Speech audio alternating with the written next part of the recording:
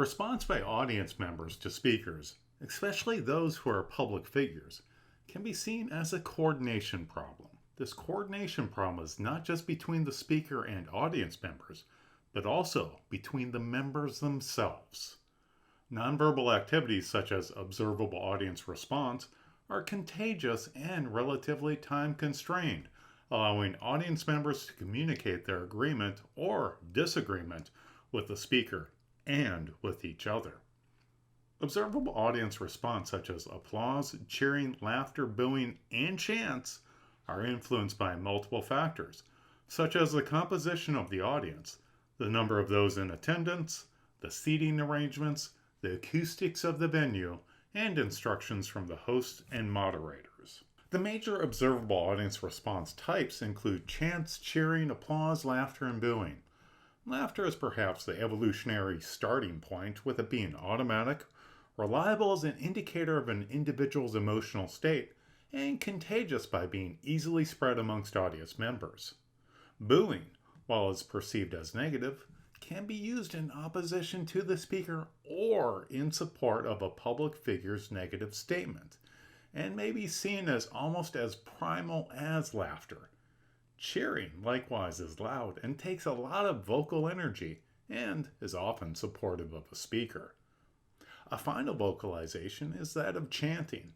Chants, which are easy to remember and verbalize, provide a more elaborated form of support for a speaker. Finally, there is applause. This is an alternative means for making supportive noise by putting your hands together, which by being easy to do is also contagious through it being stereotypical. Chants often abide by the rule of three as they are easy to remember. Such chants as "lock her up," in reference to Democratic Party candidate Hillary Clinton when Donald Trump was running for office in 2016, or "pay your taxes" by anti-Trump protesters in response to allegations about his business dealings, are recent examples of chants. Here in this clip, we hear chants of USA in response to President George W. Bush's rhetoric at the site of the Twin Towers attack. These chants may be seen as coming relatively unprompted until closer scrutiny is paid to the completion point on his 3-point list and at the completion of his speech. You can't go any louder.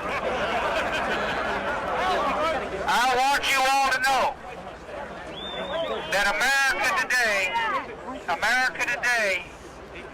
is on bended knee in prayer for the people whose lives were lost here, for the workers who work here, for the families who mourn. This nation stands with the good people of New York City and New Jersey and Connecticut as we mourn the loss of thousands of our citizens. I can hear you.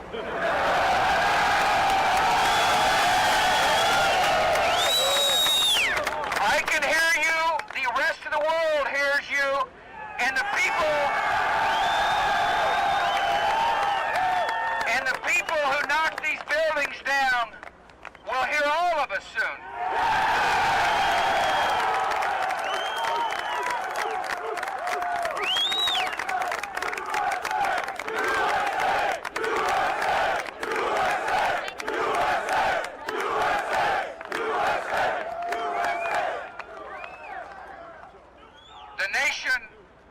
The nation sends its love and compassion. God bless America! To everybody who is here. Thank you for your hard work. Thank you for making the nation proud. And may God bless America.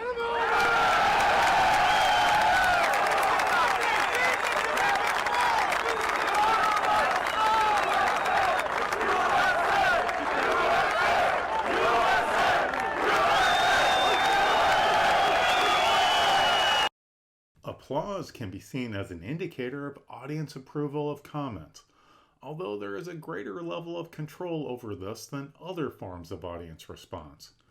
Applause is a major way by which a public figure monitors the attentiveness and appreciation of the audience, which makes it an important barometer of popular appeal. We consider JFK's moon speech again. Notice how he appeals to Homerism, with the rule of three listening that asks questions building towards a question regarding why Texas and Rice play football against each other, talking over the applause, making him appear more popular. But why, some say, the moon?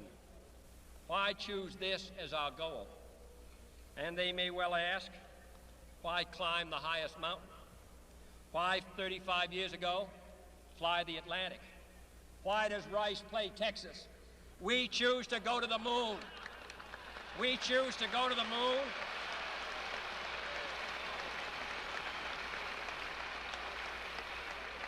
We choose to go to the moon in this decade and do the other things, not because they are easy, but because they are hard. Because that goal will serve to organize and measure the best of our energies and skills. Because that challenge is one that we're willing to accept, one we are unwilling to postpone, and one we intend to win. And the others too. Vocalizations such as chanting and cheering can be used to amplify and reiterate audience response to what the speaker says.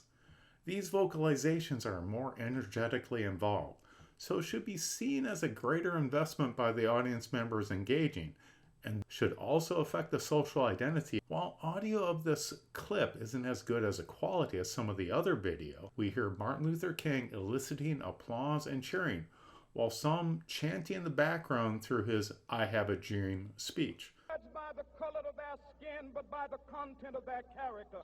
I have a dream today.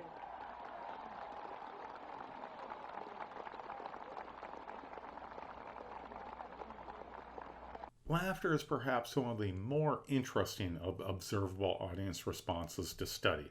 Laughter is a very subtle means of making an assertive, even aggressive point, but in a manner which is socially acceptable.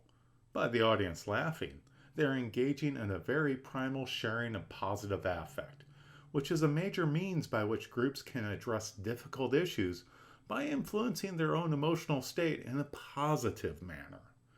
Here, we see the clip of President Barack Obama with his anger translator, Luther. It's played by Keegan-Michael Key. Using this set piece, he makes several difficult points about the press, global warming, in a manner that may be seen as more socially acceptable. Anyway, as always, I want to close on a more serious note. You know, I often joke about tensions between me and the press, but honestly, what they say doesn't bother me. I understand we've got an adversarial system. I'm a mellow sort of guy.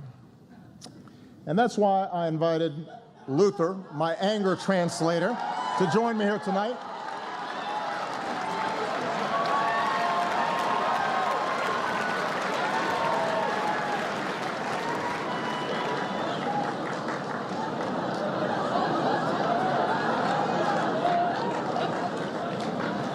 Hold on to your lily white butts. In our fast-changing world, traditions like the White House Correspondents' Dinner are important. I mean, really? What is this dinner? And why am I required to come to it? Jeb Bush, do you really want to do this? Because despite our differences, we count on the press to shed light on the most important issues of the day. And we can count on Fox News to terrify old white people with some nonsense. Sharia law is coming to Cleveland, run for the damn hills! Y'all's ridiculous. We won't always see eye to eye. Oh, and CNN, thank you so much for the wall-to-wall Ebola coverage. For 2 whole weeks, we were one step away from the Walking Dead. And then you all got up and just moved on to the next thing. That was awesome. Oh, and by the way, just if you haven't noticed, you don't have Ebola. But I still deeply appreciate the work that you do. Y'all remember when I had that big old hole in the bottom of the Gulf of Mexico, and then I plugged it? Remember that? Which Obama's Katrina was that one? Was that 19, or was it 20, because I can't remember. Protecting our democracy is more important than ever. For example, the Supreme Court ruled that the donor who gave Ted Cruz $6 million was just exercising free speech. Yeah, it's the kind of speech like this. I just wasted $6 million. And it's not just Republicans. Hillary will have to raise huge sums of money, too. Oh, yeah. She gonna get that money. She gonna get all the money. Khaleesi is coming to Westeros.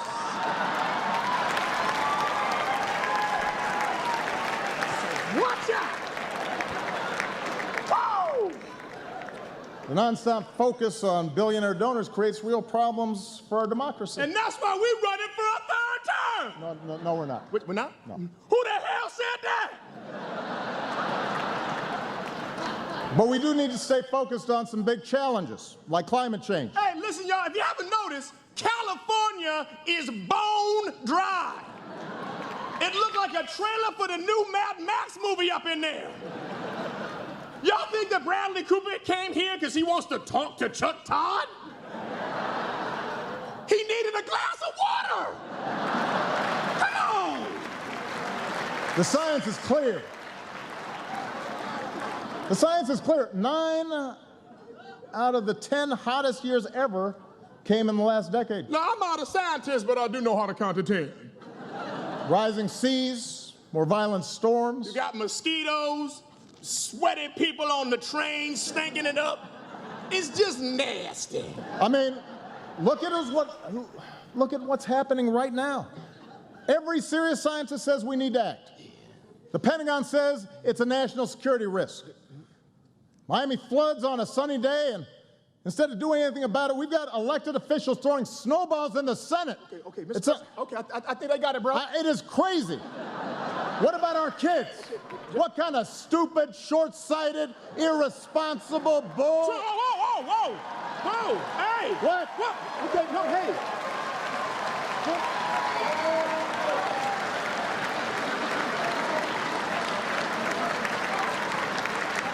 What? All due respect, sir, you don't need an anger translator. You need counseling. So now I'm out of here, man. I ain't trying to get into all this. Go.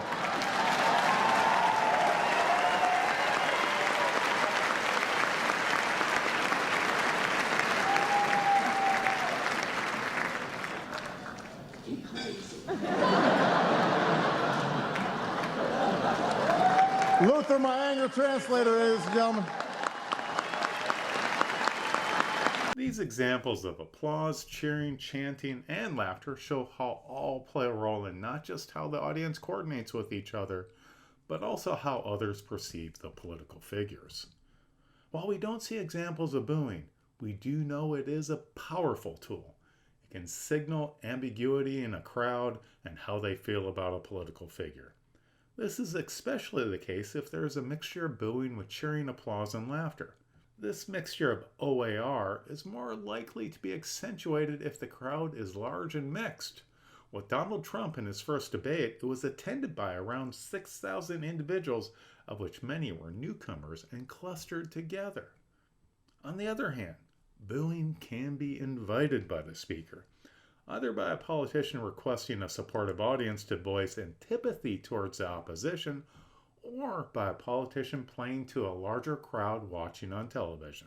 In 2012, U.S. presidential candidate Mitt Romney invited booing by a hostile crowd due to his attacking Obamacare in front of an NAACP audience. This was seen as a planned move to make him appear tough in the eyes of hardline Republicans. Seating arrangements and venue acoustics likewise matter by affecting how contagious an observable audience response is and who is involved. If people are packed together, especially like-minded individuals, there's a perception of greater coherence that might otherwise be the case. This, in turn, will affect how people at home view a candidate and the amount of support and enthusiasm they have. Finally, instructions from host and moderators matter, but only to an extent. While people can sit on their hands and not applaud or avoid cheering or chanting due to it being a voluntary utterance, laughter is largely involuntary.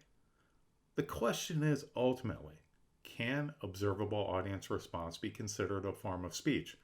And finally, what type of speech is it?